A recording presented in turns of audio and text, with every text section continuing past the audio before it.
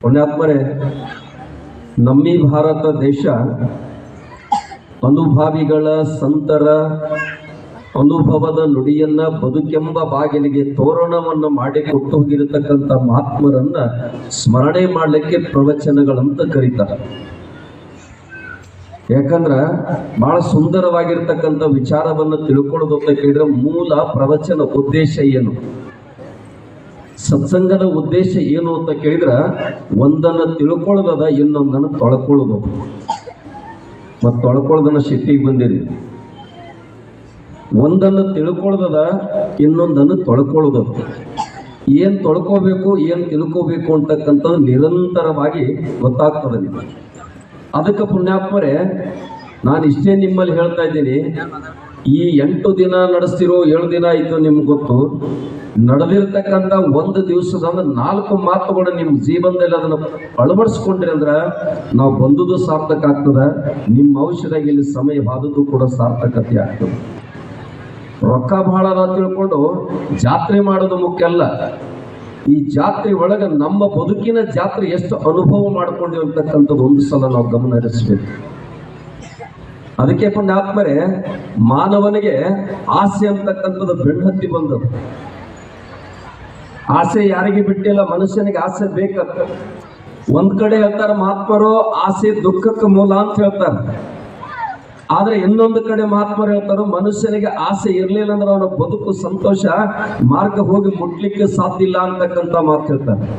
ನಿನಗೆ ಹಿಂದೂ ಗುರು ಅದಾನೋ ಇಲ್ಲೋ ಗೊತ್ತಿಲ್ಲ, ಇರ್ತಾನೋ ಇಲ್ಲೋ ಗೊತ್ತಿಲ್ಲ, ಆದ್ರೆ ನಿನ್ನ ಜೀವನದಲ್ಲಿ ಗುರಿ ಅಂತಕ್ಕಂಥದ್ದು ಒಂದು ಆಸೆ ಅಂತಕ್ಕಂಥದ್ದು ಇತ್ತಂದ್ರ ಅದು ಹೋಗಿ ಮುಟ್ಲಿಕ್ಕೆ ಸಾಧ್ಯ ಆಗ್ತದ. ಅದಕ್ಕೆ ಬೇಕು ಅಂತಕ್ಕಂಥ ಮಾತು ಹೇಳ್ತಾರ. ಆದ್ರೆ ಆಸೆ ಯಾವ್ದಿರ್ಬೇಕಂತಕ್ಕಂಥ ಇದು ಮೊದಲು ಗಮನ ಇಡಬೇಕು.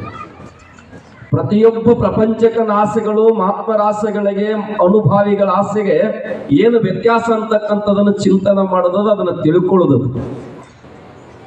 ಪುಣ್ಯಾತ್ಮರೇ, ಲೌಕಿಕರೆಲ್ಲರೂ ಆಸೆ ಎಂತಾವಿರ್ತಾವಂತಕ್ಕಂಥದ್ದು ಕೂಡ ಚಿಂತನೆ ಗೊತ್ತಾಗ್ತದೆ. ಮತ್ತು ಋಷಿಮುನಿಗಳು, ಸಂತರ, ಶರಣರ ಆಸೆಗಳು ಎಂತಾವೆ ಅಂತಕ್ಕಂಥದ್ದು. ಅದಕ್ಕೆ ಆ ಮಹಾನುಭಾವರೆಲ್ಲ ಆಸೆದಿಂದನೇ ಕಾರ್ಯವನ್ನ ಮಾಡಿದ್ರು. ಹಿಂದೆ ಅನಂತ ಮಂದಿ ಸಂತರು, ಶರಣರು, ಅನುಭಾವಿಗಳು ಆಸೆ ಅಂತಕ್ಕಂಥದ್ದು ಇಟ್ಕೊಂಡ್ರು. ಅವರ ಆಸೆ ಇಟ್ಕೊಂಡದ್ದು ಏನದ, ನಾವು ಆಸೆ ಇಟ್ಕೊಂಡದ್ದು ಏನದ, ಅವರೆಲ್ಲ ಮಹಾನುಭಾವರ ಈ ನಾಡಿನಲ್ಲಿ ಹೆಸರುವಾಸಿಗಳಾದ ಮಹಾತ್ಮರೆಲ್ಲ ಹೋಗ್ಯಾರ. ಆದ್ರ ಅವ್ರು ಅದಾರ, ನಾವೆಲ್ಲ ಅದೀವಿ, ಕರೆ ಹೋದಂಗ ಅದೀವಿ. ಅವರೆಲ್ಲ ಹೋದ್ರು ಕೂಡ ಇದ್ದಂಗದಾರ, ನಾವುಗಳೆಲ್ಲ ಇದ್ರು ಕೂಡ ಹೋದಂಗದೀವಿ ಬಂಧುಗಳು. ಕಾರಣ ಏನು ಅಂತ ಕೇಳಿದ್ರೆ, ನಮ್ಮ ಆಸೆಗಳಿಗೆ ಅವರ ಆಸೆಗಳಿಗೆ ಏನು ವ್ಯತ್ಯಾಸ. ಅದಕ್ಕೆ ಬಹಳ ಸುಂದರವಾಗಿ ಪುಣ್ಯಾತ್ಮರೇ ಕನ್ನಡ ನಾಡಿನ ಶ್ರೇಷ್ಠ ತತ್ವಜ್ಞಾನ ಹೇಳ್ತಾ ಇದಾರೆ, ಸುಮ್ಮನೆ ಕಾಲವನ್ನು ಕಳೆದು ಸಾಯುವುದುಚಿತದೆ. ನೀನು ಯೋಗ್ಯನಪ್ಪ, ಮತ್ತೇನ್ ಮಾಡಬೇಕು, ನಿನ್ನಲ್ಲಿ ಚಿಗುರಬೇಕು. ಏನ್ ಚಿಗುರಬೇಕು? ಆಸೆ ಅಂತಕ್ಕಂಥ ಚಿಗುರಬೇಕು. ಎಂತ ಆಸೆ ಚಿಗುರಬೇಕು ಅಂತ ಕೇಳಿದ್ರೆ, ನಾನು ಯಾರು? ಪರಮಾತ್ಮ ನನಗೆ 83,99,999 ಯಮಣಿಯನ್ನ ತಿರುಗಿ ಬಂದಿರತಕ್ಕಂಥ ಈ ನರಜನ್ಮ ಸಾರ್ಥಕತೆ ಆಗಬೇಕು ಅಂತಕ್ಕಂಥ ಆಸೆ ಚಿಗುರಬೇಕು. ನಿನ್ನ ಉತ್ಸವವನ್ನು ಮಾಡಿಕೊಳ್ಳಬೇಕು ಅಂತಕ್ಕಂಥ ಆಸೆ ಚಿಗುರಬೇಕು. ನರಜನ್ಮ ಹೋಗಿ ನಾರಾಯಣ ಆಗ್ಬೇಕಂತಕ್ಕಂಥ ಆಸೆ ಚಿಗುರಬೇಕು. ಮಾನವ ಹೋಗಿ ಮಹಾದೇವ ಆಗಬೇಕಂತಕ್ಕಂಥ ಆಸೆ ಚಿಗುರಬೇಕು. ಮನೆ ನೋಡಿದ ತಕ್ಷಣ ಮನೆಯೊಳಗೆ ಹೋಗುವಂಗ ಆಸೆ ಚಿಗುರಬೇಕು. ಆ ಪುಣ್ಯಾತ್ಮರೇ, ಮನ ಅರಿತು ಬಳಕ. ಅದಕ್ಕೆ ಬಲ್ಲವ್ರು ಹೇಳ್ತಾರೆ, ಮನೆ ನೋಡ ಸಣ್ಣದು, ಮನ ನೋಡ ದೊಡ್ಡದು. ಅದಕ್ಕೆ ಈ ನಾಡಿನಲ್ಲಿ ಪುಣ್ಯಾತ್ಮರೇ 12ನೇ ಶತಮಾನದಲ್ಲಿ ವಚನ ಕ್ರಾಂತಿಯನ್ನ ಮಾಡಿ, ಅದೇ ಸಮಯದಲ್ಲಿ ಮಹಾರಾಷ್ಟ್ರದಲ್ಲಿ ಅಭಂಗ ಕ್ರಾಂತಿಯನ್ನ ಮಾಡಿದ್ದಾರೆ. ಆ ಅಭಂಗ ಕ್ರಾಂತಿಯನ್ನ ಮಾಡ್ತಕ್ಕಂಥ ಘಳಿಗೆಯಲ್ಲಿ ಮಹಾನುಭಾವರೇ ನಿರ್ಜೀವವಾಗಿರ್ತಕ್ಕಂಥ ಗೋಡೆಯನ್ನ ಆದೇಶ ಕೊಟ್ಟರು ಜ್ಞಾನೇಶ್ವರರು. ಎದಕ್ಕ?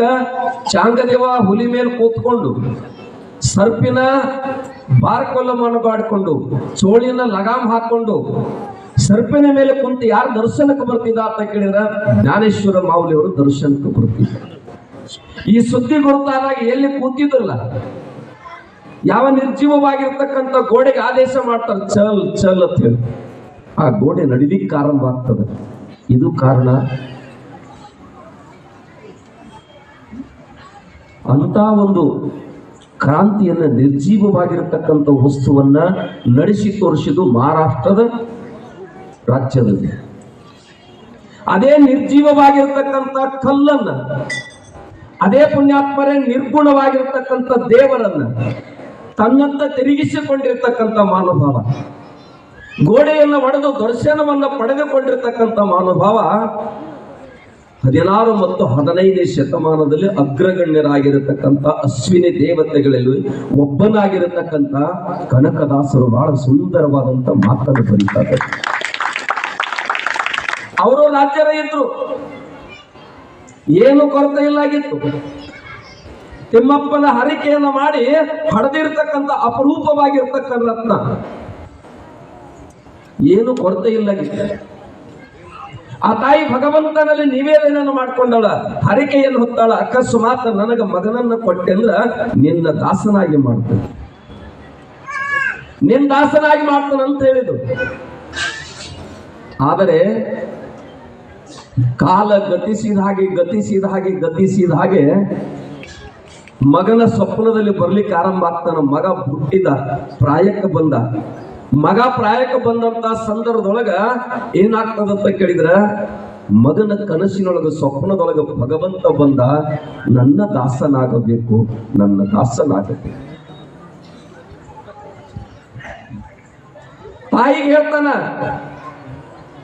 ಯಾರೋ ಒಬ್ಬ ಜಂಗಮ ರೂಪದಲ್ಲಿ ಬರ್ತಾ ಇದ್ದಾನೆ, ದೇವನ ವೇಷದಲ್ಲಿ ಬರ್ತಾ ಇದ್ದಾನೆ, ನನಗೆ ನಿತ್ಯ ದಾಸ ಅಂತ ಕೇಳ್ಕೊತಾ ಇದ್ದಾನ, ನನಗೇನು ಒಂದು ಅರ್ಥ ಆಗ್ತಾ ಇಲ್ಲ. ಅವಾಗ ತಾಯಿ ಬೇಡಿಕೊಂಡಿರ್ತಕ್ಕಂಥ ಹರಿಕೆಯ ಅರಿವಾಗ್ತದೆ. ಬೇಡಿಕೊಂಡಿರ್ತಕ್ಕಂಥ ಹರಿಕೆ ತಿಳುವಳಿಕೆ ಬಂದ್ಬಿಡ್ತದೆ. ಅದಕ್ಕೆ ಬಹಳ ಲಕ್ಷ್ಯಕ್ಕೆ ಕೇಳ್ರಿ, ಮಾನುಭಾವರೇ ತಾಯಿಗೆ ಅರಿವಾಗ್ತದ, ನೆನಪಾಗ್ತದ. ನಾವು ಭಗವಂತನಲ್ಲಿ ಬೇಡಿಕೊಂಡಿರ್ತಕ್ಕಂಥ ಹರಿಕೆ ಮಗನಿಗೆ ದಾಸನಾಗಿ ಮಾಡ್ತಾನಲ್ಲಿ. ಬಂಡಿ ತುಂಬ ಹೊನ್ನವನ್ನ ತುಂಬಿ ತನ್ನ ಮನೆ ಸೇವಕನನ್ನು ತಿಮ್ಮಪ್ಪನ ಸಾನ್ನಿಧ್ಯಕ್ಕೆ ಕಳಿಸಿಕೊಡ್ತಾವ. ನನ್ನ ಮಗನ ತೂಕ 6 ಮುತ್ತು ರತ್ನವನ್ನ ಕೊಡ್ತೀನಿ, ಖರೆ ನನ್ನ ಮಗ ನನಗೆ ಜೋಳಿಗೆ ಹಾಕಿ ಭಿಕ್ಷುಕನಾಗಿ ಮಾಡ್ಲಿಕ್ಕೆ ನನ್ನ ಮನಸ್ಸು ಒಪ್ತಾ ಇಲ್ಲ. ನನ್ನ ಮನಸ್ಸು ಅದಕ್ಕ ಒಪ್ತಾ ಇಲ್ಲ. ದಯವಿಟ್ಟು ಏನೋ ಮಗ ಇಲ್ಲ ಅಂತಕ್ಕಂಥ ಒಂದೇ ಒಂದು ಕೊರಗಿನೊಳಗೆ ನಿನ್ನಲ್ಲಿ ನಾನು ಬೇಡ್ಕೊಂಡಿನಿ, ದಯವಿಟ್ಟು ಈ ಮಗನ ತೂಕ ಸಂಪತ್ತನ್ನು ಕೊಡ್ತಾನೆ ಭಗವಂತ, ಮಗನ ಬಿಟ್ಟು ಇದನ್ನು ಸ್ವೀಕಾರ ಮಾಡ ಅಂತ ಹೇಳ್ತಾನೆ. ಅದಕ್ಕೆ ಕ್ರಮ ತಪ್ಪಿ ನಡೆದರೆ ಮನುಷ್ಯನಲ್ಲಿ ಕ್ರಮ ತಪ್ಪಿತ್ತಂದ್ರೆ ಪಂಥ್ಯ ಅಂತೀರಿ, ನೀತಿ ಅಂತೀರಿ, ನೇಮ ಅಂತೀರಿ. ಇದು ತಪ್ಪಿತ್ತಂದ್ರ ಮನುಷ್ಯರಿಗೆ ದುಃಖ ಬೆಣ್ಣು. ಅಂತ ಗಳಿಗೆ ಒಳಗ ಪುಣ್ಯಾತ್ಮರೇ ಮತ್ತೆ ಸ್ವಪ್ನದೊಳಗೆ ಬರ್ತಾನ, ನನ್ನ ದಾಸನಾಗು, ನನ್ನ ದಾಸನ. ಇದಕ್ಕೆ ಯಾರು ಒಪ್ಪಿಗೆ ಕೊಡೋದಿಲ್ಲ. ಅವಾಗ ಪುಣ್ಯಾತ್ಮರೇ ಭಗವಂತನ, ಯಾಕಂದ್ರ ತೃಣಮಪಿ ನ ಚಲತೆ ಹರಿಷೆ ಕೊಯ್ನೈ ಬಡಾ ದಿವಾನ ಕೆಂಗಪ್ಪತ್ತೆ ಪಡ ಪಡ ಅಂತ ಹೇಳ್ತಾರೆ. ಹೇಳ್ತಾರಲ್ಲ, ಗುರುವೇ ನೀನ್ ನಾಟ ಬಲ್ಲವರು ಯಾರು, ಬಲ್ಲವರು. ಅವನ ಆಟ ಯಾರಿಗೆ ತಿಳಿದಿಲ್ಲ ಪುಣ್ಯಾತ್ಮರೇ. ನಾವೆಲ್ಲ ಏನೇನೋ ಹೇಳ್ಕೊಂತೀವಿ, ಯಾವ ಸಮಯಕ್ಕೆ ಯಾರ್ಯಾರಿಗೆ ಏನೇನು ಕೊಡಬೇಕು, ಯಾರ್ಯಾರಿಗೆ ಏನು ಕಸ್ಕೋಬೇಕಂತಕ್ಕಂಥದ್ದು ಬಹಳ ಸೂತ್ರಧಾರಿ, ಬಹಳ ದೊಡ್ಡವನ. ಅಂತ ಸಂದರ್ಭ ಪುಣ್ಯಾತ್ಮರೇ ಅನ್ಯ ಜನರ ಎತ್ತಿ ಕಡ್ತಾನೆ, ಕನಕನ ಮೇಲೆ ದಂಡೆತ್ತಿ ಬರ್ತಾರ, ಬಿದ್ದ ನಡೀತದ, ಮಡಬಿತ್ತಿರ್ತಾಳ, ತಾಯಿ ತೀರಿ ಹೋಗ್ತಾಳ, ಎಲ್ಲ ಅರಮನೆ ಕೈ ಬಿಟ್ಟು ಹೋಗ್ತದ. ಅಂತ ಸಂದರ್ಭ ಧರಣಿ ಒಳಗೆ ಬಿದ್ದಾನ, ಧರಣಿಯಲ್ಲಿ ಬಿದ್ದ ರಂಗದ ಭೂಮಿಯಲ್ಲಿ ಬಿದ್ದಾನ, ಮೈಯೆಲ್ಲ ನೆತ್ತರ ಸೋರ್ತಾ ಇದೆ. ಸೋರುವಂತ ಸಂದರ್ಭದ ಪುಣ್ಯಾತ್ಮರೇ ಮತ್ತೆ ಭಗವಂತ ಬಂದ, ನನ್ನ ದಾಸನಾಗು, ನನ್ನ ದಾಸನ. ಅವಾಗ ಕನಕ ಕೇಳ್ತಾರೆ, ಏನು ಉಳಿದೈತಿ ಅಂತ ನಿನ್ನ ದಾಸ ಆಗಲಿ? ನೀವು ಅಂತೀರಿಲ್ಲ, ಏನಾದ್ರು ನಿಮ್ಮ ಮನ್ಯಾಗ ಅನಾಹುತ ಆಗಿತ್ತು, ತೊಂದರೆ ಆಗಿತ್ತು, ಅಕಸ್ಮಾತ್ ದೇವ್ರದ್ದು ಏನಾದ್ರು ಬೇಡ್ಲಕ್ ಬಂದ್ರಂದ್ರ ಎಲ್ಲ ಮುಗಿಸಿಟ್ಟಾನ, ಹೋಗಿ ಇನ್ನೇನು ಕೊಡದೈತಿ ಅವಾಗ ಅಂತಿಲ್ಲ. ಅದಕ್ಕೆ ಪುಣ್ಯಾತ್ಮರೇ ಧರಣಿಗೆ ಬಿದ್ದಾನ, ಬಿದ್ದಂತ ಮಾನುಭಾವನಿಗೆ ಬಂದು ಜಗದೊಡೆಯನಾಗಿರ್ತಕ್ಕಂಥ ತಿಮ್ಮಪ್ಪ ಹೇಳ್ತಾನ, ನನ್ನ ದಾಸ ಆಗಪ್ಪ, ನನ್ನ ದಾಸ ಆಗ. ಏನ್ ಉಳ್ದೈತಿ ಅಂತ ನಿನ್ನ ದಾಸ ಆಗಲಿ ಎಂದ. ಏನ್ ಉಳ್ದೈತಿ?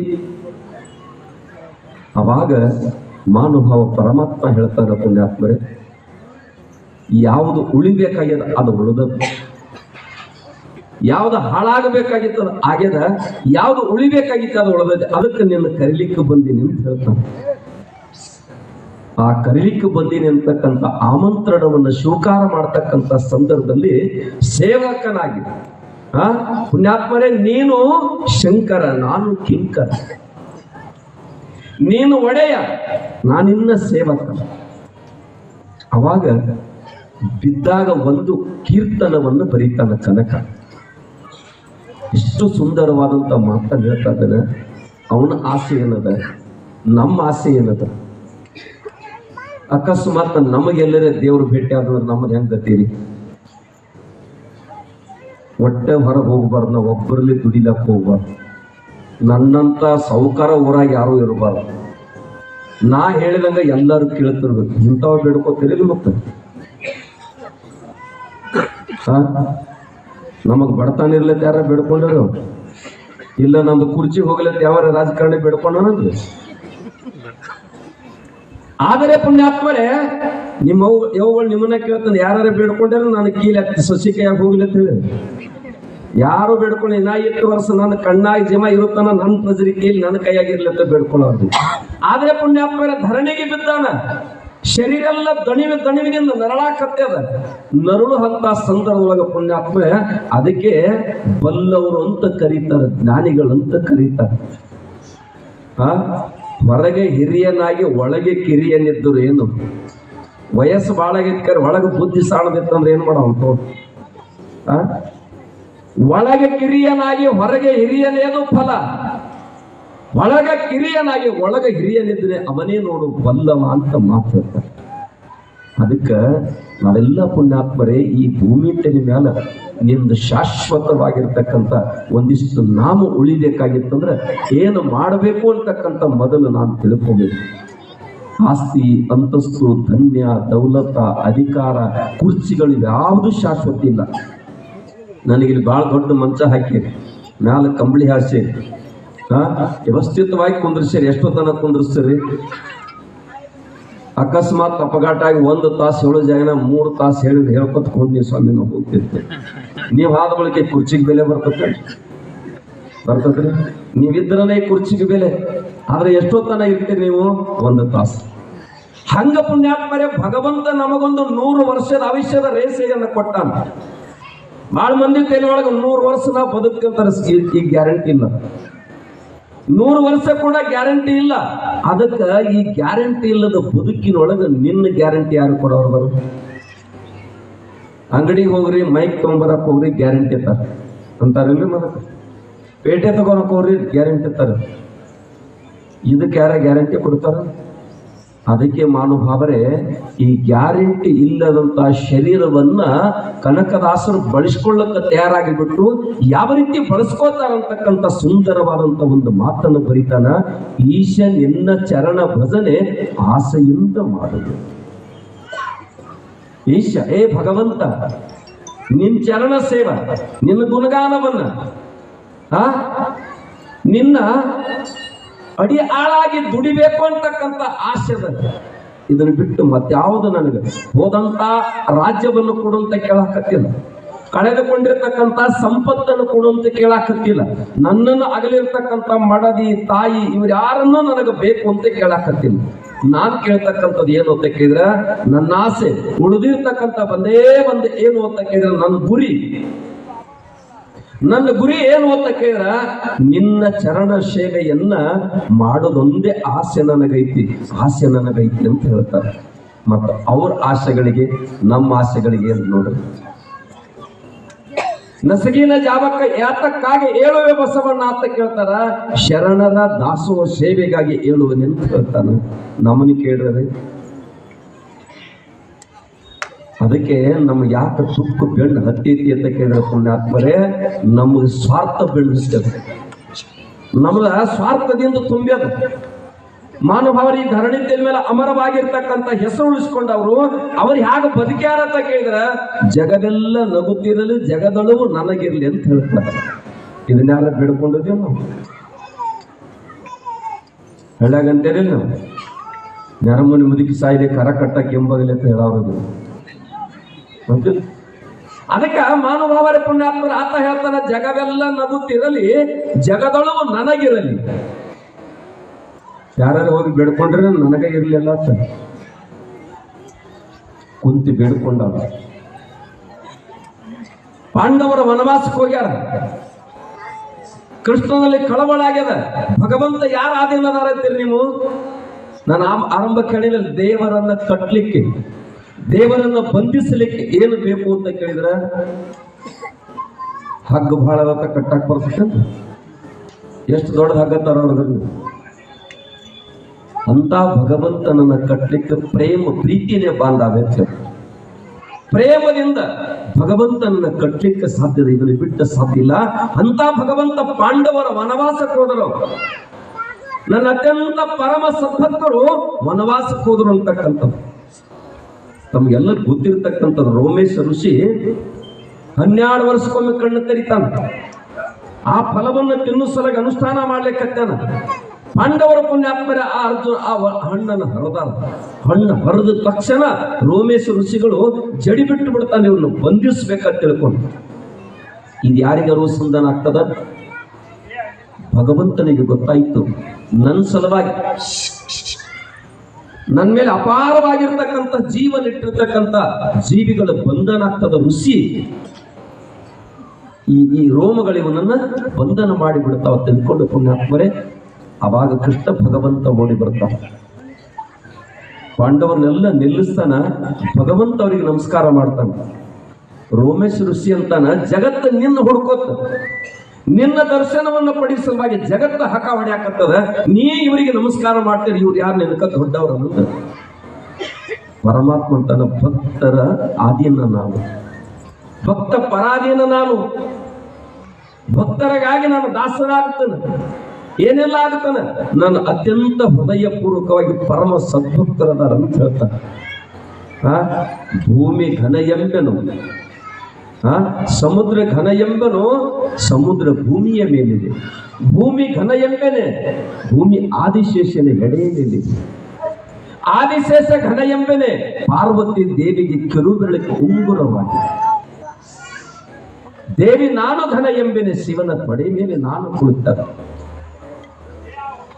ಶಿವ ದೊಡ್ಡವ, ನಾನ್ ದೊಡ್ಡಕ್ಕೆ ತಿಳ್ಕೊಂಡು ಅವರ ಮಧ್ಯದಲ್ಲಿ ವಾಕ್ವಾದ ನಡೆದಾಗ ಪರಮಾತ್ಮ ಹೇಳ್ತಾನ, ದೇವಿ ನೀನು ದೊಡ್ಡಕ್ಕೆಲ್ಲ, ನಾನು ದೊಡ್ಡವಲ್ಲ. ಜಗತ್ತಿನಾಗ ದೊಡ್ಡವ್ರು ಯಾರು ಅಂತ ಕೇಳಿದ್ರ, ಯಾವ ಭಕ್ತ ನನ್ನ ನಾಮವನ್ನು ತೆಗೆದುಕೊಂಡು ನಮ್ಮನ್ನ ತೈತಕ್ಕೊಳಿಸ್ತಾನ ಆ ಭಕ್ತ ಲೋಕ ದೊಡ್ಡದು ಅಂತಕ್ಕಂಥ ಮಾತನ್ನ ಪರಮಾತ್ಮ ಸಂದೇಶದಲ್ಲಿ ಕೊಡ್ತಾನೆ. ಅಂತ ಭಕ್ತರಿಗೆ ಸಂಕಟ ಬಂದಾಗ ಪರಮಾತ್ಮ ಹೋದಂತ ಗಳಿಗೆಯನ್ನ ಒಂದುಗಳ ಎಲ್ಲರಿಗೆ ಭೇಟಿ ಆಗ್ತಾನೆ. ಕೊನೆಗೆ ಕುಂತಾದೇವಿಗೆ ಭೇಟಿ ಆಗ್ಲಿಕ್ಕೆ ಬಂದ ಕೃಷ್ಣ ಪರಮಾತ್ಮ ಅವಾಗ ಒಂದಿಷ್ಟು ತನ್ನ ವೇದನೆಯನ್ನು ತೋಡ್ಕೊತಾನೆ, ತನ್ನ ನೋವನ್ನು ಹಂಚಿಕೊಳ್ತಾನೆ. ನೀವು ಅಗರ್ಭ ಶ್ರೀಮಂತ ರಾಜ್ಯ ಮನೆತನ, ಬಂಗಾರದ ತಟ್ಟೆಯಲ್ಲಿ ರಕ್ತ ಖಚಿತವಾಗಿರ್ತಕ್ಕಂಥ ಸಿಂಹಾಸನದ ಮೇಲೆ ಜೀವನ ಮಾಡ್ತಕ್ಕಂಥವ್ರು ಇವತ್ತು ಅಡವಿಗೆ ಬಂದು ಗಡ್ಡೆ ಗೆಣಸದಿಂದ ಕಲ್ಲು ಮುಳ್ಳಿನ ಮಧ್ಯದಲ್ಲಿ ಕಾಲ ಕಳಿತಕ್ಕಂಥ ಕಷ್ಟ ನಿಮ್ಗೆ ಬರಬಾರ್ದಾಗಿತ್ತು ಅಂತ.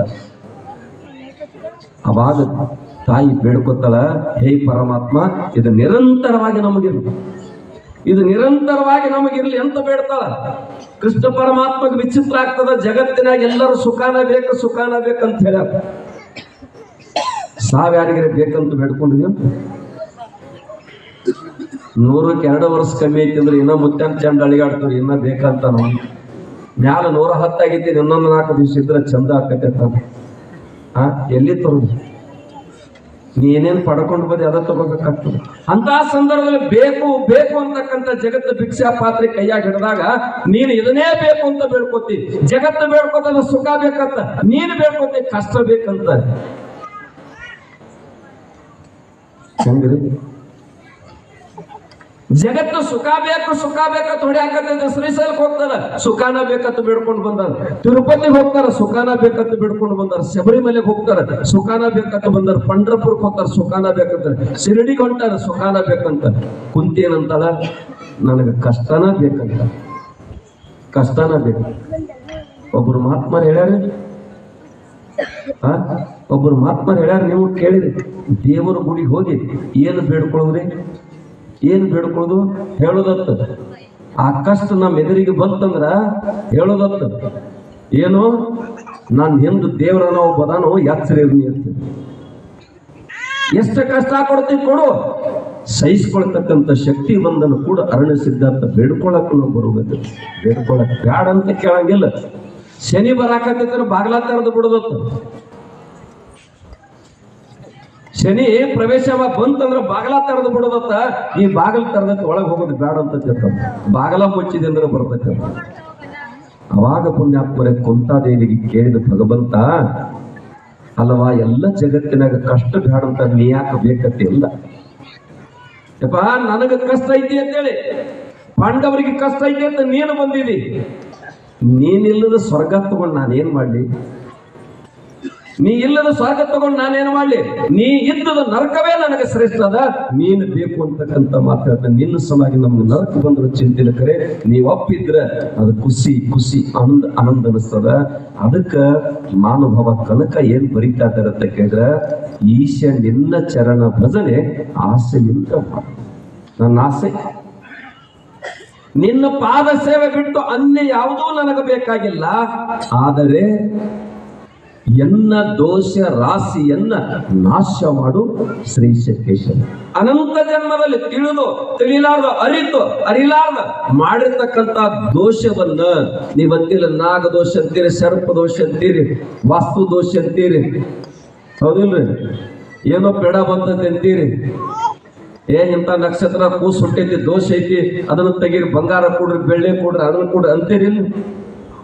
ಅದಕ್ಕೆ ಮಹಾನುಭಾವರೇ ಕನಕ ಹೇಳ್ತಾ ಇದ್ದಾರೆ, ಈಶ ನಿನ್ನ ಚರಣ ಭಜನೆ ಆಸೆಯಿಂದ ಮಾಡುವೆನು. ಎನ್ನ ದೋಷ ರಾಶಿ ತುಂಬ್ಯದಪ್ಪ, ನಾಶ ಮಾಡ್ತಾನಂತಂದ್ರ ನಿನ್ನ ದಾಸ ಆಗ್ಲಕ್ಕ ನಾನು ಒಪ್ತೀನಿ, ನಿನ್ನ ದಾಸ ಆಗ್ಲಿಕ್ಕೆ ನಾನು ಬರ್ತೀನಿ ಅಂತಕ್ಕಂಥ ಮಾತು ಹೇಳ್ತಾರೆ ಪುಣ್ಯಾತ್ಮರೇ. ಅದಕ್ಕೆ ನಾವೆಲ್ಲರೂ ಭಗವಂತನಿಗೆ ದಾಸ ಆಗಬೇಕು. ದುಡ್ಡಿದ್ದವಾಗ ದಾಸ ಅಲ್ಲ, ಯಾವ ಅಧಿಕಾರ ಐತೆ ಅಲ್ಲ. ಆ ಅಧಿಕಾರ ದುಡ್ಡಿದ್ದವ್ರು ನಮ್ಮನ್ನು ಬಳಸ್ಕೊತಾರೆ. ಹೇಗಂತ ಕೇಳಿದ್ರೆ ನಮಗ ಅನುಕೂಲ ಆಗಂಗ ನಮ್ಮನ್ನು ಬಳಸ್ಕೊತಾರ. ಆದ್ರೆ ಭಗವಂತನ ಹಾಗಿಲ್ಲ. ನನಗೆ ನೋವ ಬರ್ಲಿ, ಖರೆ ನಿನ್ನ ಬದುಕು ಸುಂದರ ಆಗಲಿ, ನಿನ್ನ ಬದುಕು ಉತ್ಸವ ಆಗಲಿ, ನಿತ್ಯೋತ್ಸವ ಆಗ್ಲಿ ತಿಳ್ಕೊಂಡು ಹಲುಬತಕ್ಕಂಥ ಜೀವಿ ಯಾವುದಿದ್ರೆ ಶಿವಶರಣರು ಎಂಬ ಬಳಗದ ಮಂದಿ ಶಿವ ಪಾರ್ವತಿ ನಮ್ಮ ತಾಯಿ ತಂದೆ ಅಂತ ಹೇಳ್ತಾರೆ. ತಾಯಿ ತಂದೆ ಅಂತ ಹೇಳ್ತಾರ.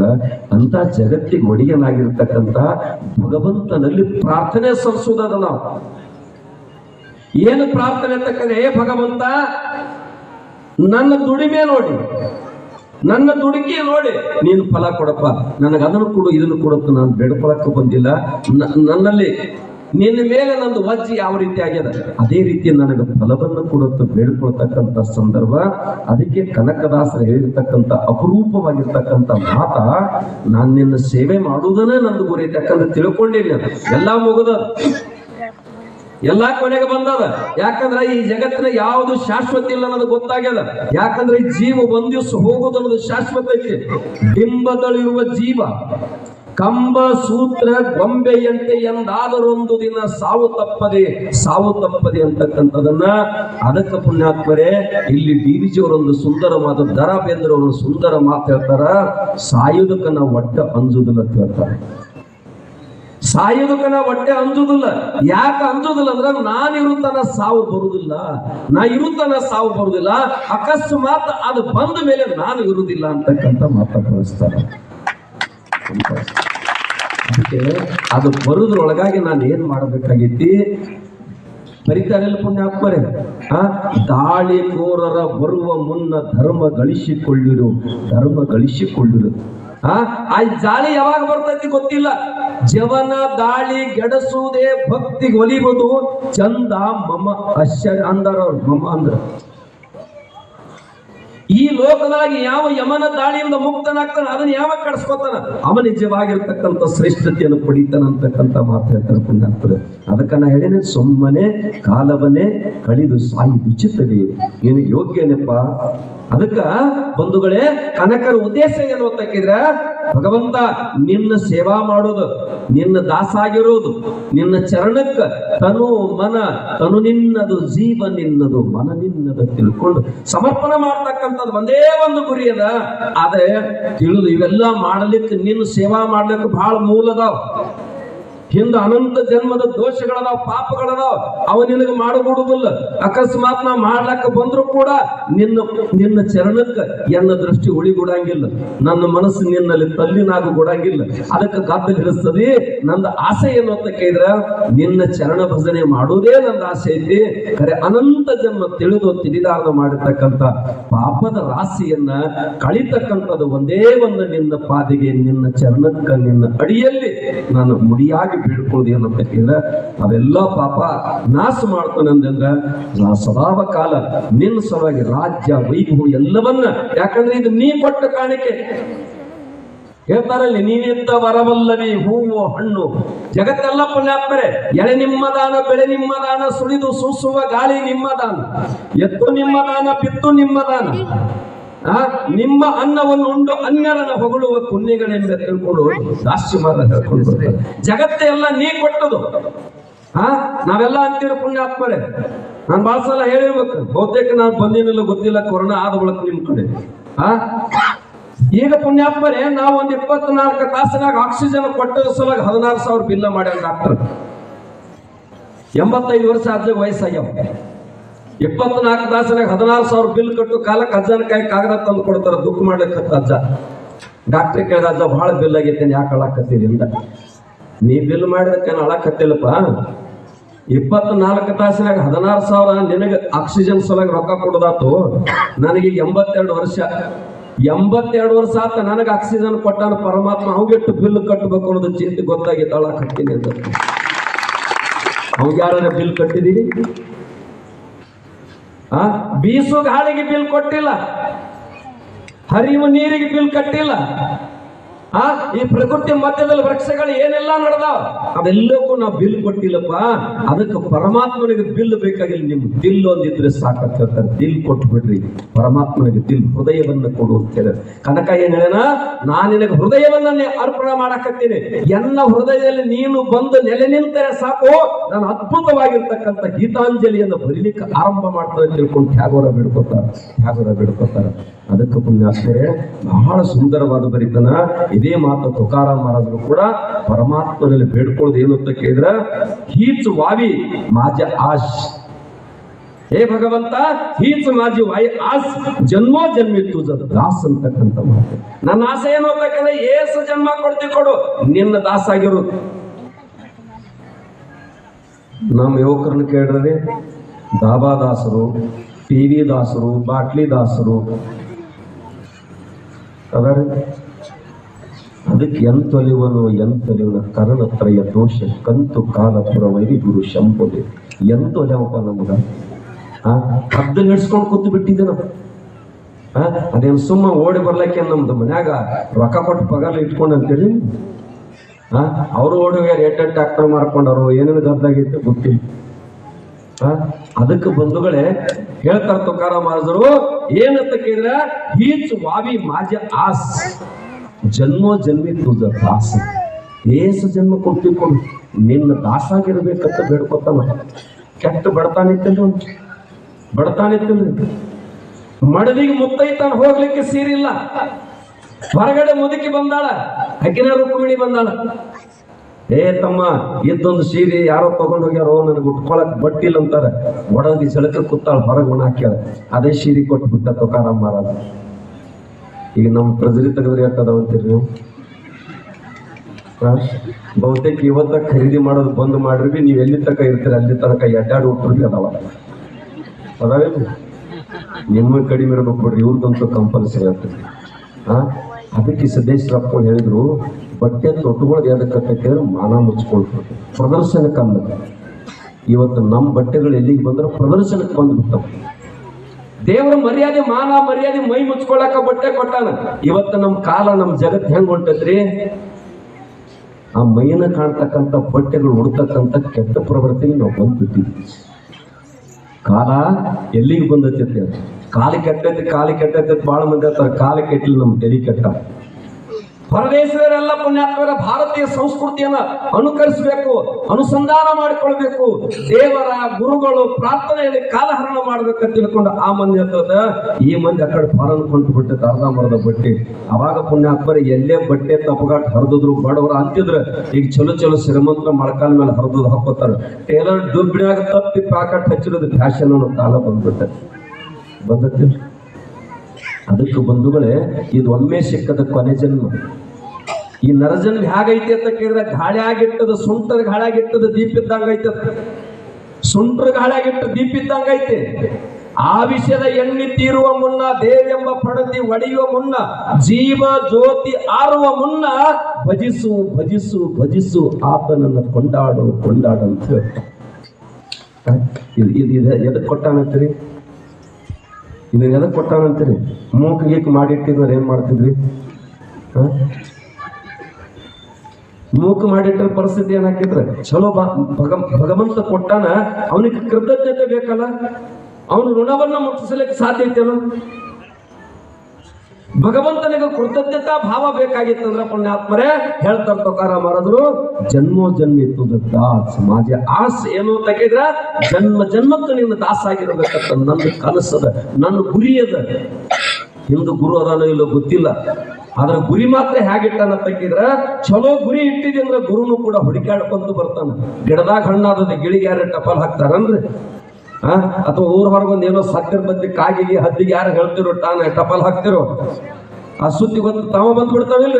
ಹಂಗ ಪುಣ್ಯಾತ್ಮರೇ ನಿನ್ನ ಪಂಕ್ತಿ, ನಿನ್ನ ಗುರಿ, ನೀನು ಮಾಡ್ತಕ್ಕಂಥ ಕಾಯಕ ಸುದ್ದಿತ್ತಂದ್ರ ಅವನು ಕೂಡ ಓಡಾಡಿ ಬರ್ತಾನ. ಅದಕ್ಕೆ ನಿನ್ನ ಕಾಯಕ ಏನ್ ಆಗ್ಬೇಕಂತ ಕೇಳಿದ್ರ, ದಾಸನಾಗಬೇಕು, ಸದಾಶಿವನ ದಾಸನಾಗಬೇಕು. ಕ್ಲೇಶ ಪಂಚಕವ ನಳೆದು ಮನ ಹೊರಗ ಸೂಸದಂತೆ. ಈ ಮನಸ್ಸ ಹೊರಗೆ ಹೋಗಬಾರ್ದು. ಎಲ್ಲಿಂದ ಹೋಗಬಾರ್ದು? ಮಾನಭಾವರೇ ಪುರಂದರದಾಸರು ಹೇಳ್ತಾರ, ಎನ್ನ ದೃಷ್ಟಿ ನಿನ್ನ ಅಡಿಯಲ್ಲಿ ಇರು ಹಾಗೆ. ಭಗವಂತ, ಈ ದೃಷ್ಟಿ ನಿನ್ನ ಚರಣ ಬಿಟ್ಟು ಅಲ್ಲಿ ಹೋಗಬಾರ್ದು, ಮನಸ್ಸ ಇನ್ಯಾವ ಕಡೆ ಹೋಗಬಾರ್ದು. ಹಂಗ ಇದಕ್ಕೆ ಬುದ್ಧಿ ಹಾಕು, ಹಂಗ ನನಗೆ ಆಶೀರ್ವಾದ ಮಾಡು. ಇದನ್ನ ಯಾರ ಬೇಡ್ಕೋತಾರ ಅವರು ಪುಣ್ಯಾತ್ಮರೇ ಮೂರ್ತಿ ಮರಾವೆಪ್ಪನ್ನು ಕೀರ್ತಿ ಗುರಾವೆ ಶಾಶ್ವತವಾಗಿ ಹೆಸರು ಹೊಚ್ಕೊಳ್ಳಕ್ಕೆ ಸಾಧ್ಯತೆ. ಅದಕ್ಕೆ ಜಗತ್ತಿನೊಳಗ ಪುಣ್ಯಾತ್ಮರೇ ಈ ಪುಣ್ಯಾತ್ಮ ಗುಡಿ ಕಟ್ಟಿಕೊಂಡ. ಈ ಗುಡಿ ಆಗ್ಲ ಕಾಲ ಏನು? ತಾಯಿ ಆಸೆ ಏನದ ಜನ್ನವಾಯಿ ಮಾತು ಕೊಟ್ಟಿನಿ, ಅವಾಗೇನೋ ಆಪತ್ತು ಬಂದದ, ನನ್ ಮಗ ಹೋದ್ರೂ ಚಿಂತಿಲ್ಲ, ಕೊಟ್ಟ ಆಸೆಯನ್ನು ನಾನು ನೆರವೇರಿಸ್ಕೋಬೇಕು ಅಂತಕ್ಕಂಥ ಒಂದೇ ಒಂದು ಉದ್ದೇಶದಿಂದ ಹೊಟ್ಟಿಲೆ ಹುಟ್ಟಿದ ಮಗನನ್ನು ಕೊಡ್ತಾಳಂದ್ರ ಇವ್ರ ಗುರಿ ಹಂಗದ. ನಮ್ಮ ಮನೆಗೆ ತೊಂದರೆ ಆಗಲಿ, ಖರೆ ನಮ್ಮನ್ನು ನಂಬಿದವರಿಗೆ ಮನೆಗೆ ತೊಂದರೆ ಆಗಬಾರ್ದು ಅಂತಕ್ಕಂಥ ಆಸೆ ಇಟ್ಕೊಂಡ್ರೆ ತಿಳ್ಕೊಂಡು, ಅದಕ್ಕೆ ಭಾರತ ರತ್ನ ಎಂದೂ ಮರೆಯದ, ಹಿಂದೂಸ್ತಾನವ ಎಂದೂ ಮರೆಯದ ಭಾರತ ರತ್ನವ ನೀನಾಗ ತಿಳ್ಕೊಂಡು ಕರೆಸಿರ್ತಕ್ಕಂಥ ಮಕ್ಕಳು. ಅದಕ್ಕೆ ನಾವು ಹೆಂಗ ಬದುಕಾಕತ್ತಿದಂತೀರಿ? ರಾತ್ರಿ 3 ಮಜ್ಜಲು ಮನೆ ಕಟ್ಟಿದಾಗ ಮ್ಯಾಲ ಮಕ್ಕೊಂಡಾಗ ಒಂದಿಷ್ಟು ಎತ್ತರದಾಗ ವಿಚಾರ ಮಾಡೋದು, ಈ 3 ಮಜ್ಜಲು ಮನೆ ಏನು ನನ್ನ ಬೆವರ ಹನಿದಿಂದ ಐತೋ, ಏನು ಇನ್ನೊಬ್ಬರ ಕಣ್ಣೀರದೈತೋ ಅಂತಕ್ಕಂಥ ಒಂದು ಸಲ ನೀವು ಆಲೋಚನೆ ಮಾಡಿದಿರಿ ಅಂದ್ರ ನಿಮಗೂ ಪುಣ್ಯಾತ್ಮ ಅದರ ಮಹತ್ವ ಗೊತ್ತಾಗ್ತದ, ಅದ್ರ ಗುರಿ ಗೊತ್ತಾಗ್ತದೆ. ಆದ್ರೆ ನಮ್ಮ ಗದ್ದಲು ಏನಂತ ಕೇಳಿದ್ರೆ, ದಿನ ಒಂದು ಏನಾರ ಆಗೋದ್ಕರ ನಾ ಸುಖಿಯಾಗಿರ್ಬೇಕಂತಕ್ಕಂಥ ಆಶೆ ಐತಿಬೇಕು ಬಂಧುಗಳೇ. ಅದಕ್ಕೆ ಸಮಯ ಬಹಳ ಆಗ್ಯದ. ಮತ್ತೆ ನಾಳಿಂದ ಸರಿಯಾಗಿ ನಿಮ್ಮ ಕಮಿಟಿಯವ್ರು ಯಾವ ಸಮಯಕ್ಕೆ ಕೊಡ್ತಾರ, 9:30 ಆಗ್ಯದ. ಮತ್ತೆ ನಾನು ಬೇರೆ ಕಾರ್ಯಕ್ರಮ ಹೋಗ್ಬೇಕಂತ ಅನಿವಾರ್ಯ. ನಮ್ಗೆಲ್ಲ ಶುಭ ಕೋರಿ ಹೆಚ್ಚಿನ ಸಂಖ್ಯೆಯಲ್ಲಿ ಕೊಡ್ರಿ. ಬಹುತೇಕ 2-3 ವರ್ಷ ನಮಗೆ ನೀವು ನೋಡೋ ಗ್ಯಾಪ್ ಆಗಿತ್ತು. ಇನ್ನು ಮತ್ತೆ 5-6 ದಿವಸ 8 ದಿವಸ 7 ದಿವಸ ಇನ್ನ 7 ದಿವಸ ಐತೆ ಕಾರ್ಯಕ್ರಮ ರೀ. ಅದಕ್ಕೆ ದಯವಿಟ್ಟು ಹೆಚ್ಚಿನ ಸಂಖ್ಯೆಯಲ್ಲಿ ಕೊಡ್ರಿ. ಈಗೇನು